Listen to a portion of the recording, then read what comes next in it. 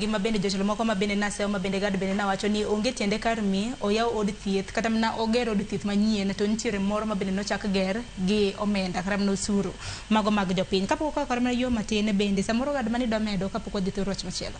Gima nyalo medo anyalo mana kono Titus ni e piny kae kaka ong'eye nyaka nene ok inyal luokori kok ilonyori. Ok inyal bedo e telo ni in ker ka weche mag siasa ok idonjrie. The only kaka idonjo kacha en ni wuotho Kenya te mi wuoyo gi ji mi winjo ka gidwaro mi kono gi gimi dwa timo ma gikoni sawa in wagoni kura kaso koro gigoni kura ka gisegoni kura to ntiere boardroom sama koro idhi bedo gi cabinet ni utemo loso policies to kiloso gi to ntiere seche midhi winjo ka mane ber negi mane rach negi to the only way midhi winjo godo mano king'ama jatelo maber nyaka iwinje ir ji directly mane manomiyo ne giwuondo kere finance bill wabunge gi ni agine wadhi kalo to gima ne jopiny dwaro chutho ne okomorogi gima ne otimore Kibrachande koro embe sama koro dhi e ground wuon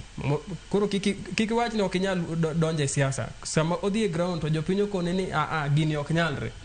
emamiyo koro embo make political decision lakini pod en executive koro weche mag siasa nyaka tudre atuda kendo kabisa to gi weche mag telo ok inyal timo achiel tiwe machielo mane kama nadwa mede kende.